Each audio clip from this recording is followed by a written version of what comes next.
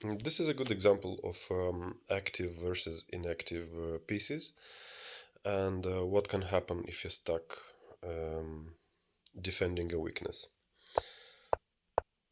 So here we go. D3 designed. This basically leads to a normal position, um, not something to rush. Okay, so developing, preparing to castling, developing the pieces.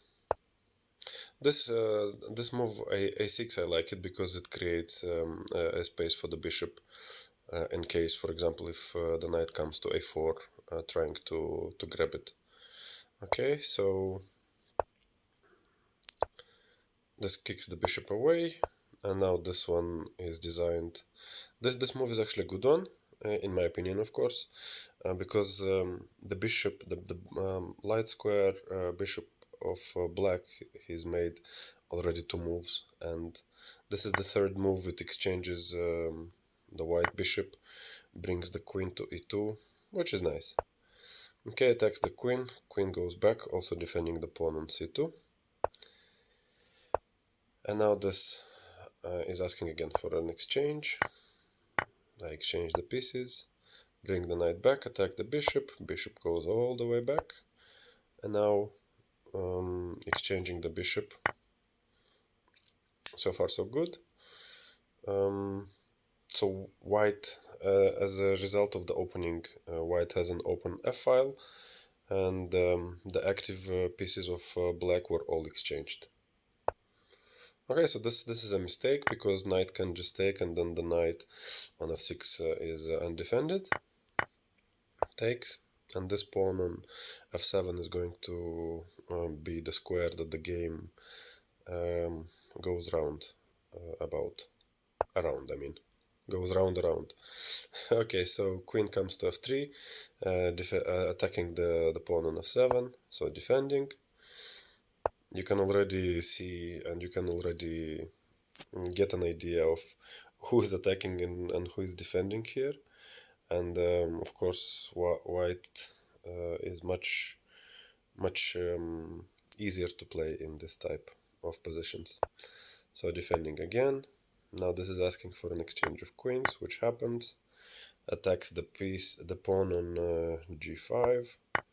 Okay, black allows white to capture it. Rook comes back. White is in no rush, of course. So you can see the two rooks and the king is stuck defending the pawn on f7, and white has two nice pawns on the king side, which are gonna be advanced. So the king comes to protect the pawn. Black again, nothing extraordinary happens in this game, but it's just to illustrate the idea of passive play versus active play.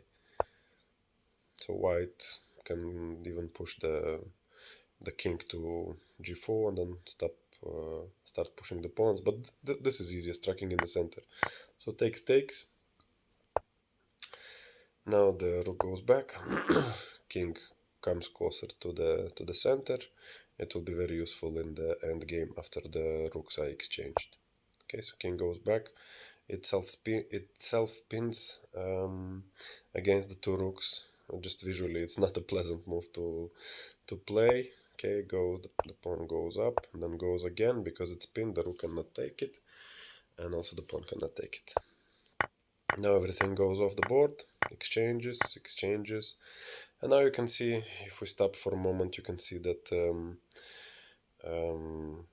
white has a centralized king, two pawns on the king flank, and 4 pawns, which equals the 4 pawns of the black. So it's an easily winning endgame. Okay. So while black is distracted to capture the h pawn, there's a few pawns exchanged, and that's it, because after this move there's nothing more to be played here. White will just take the pawn and then advance the d pawn, and I mean it's just easy.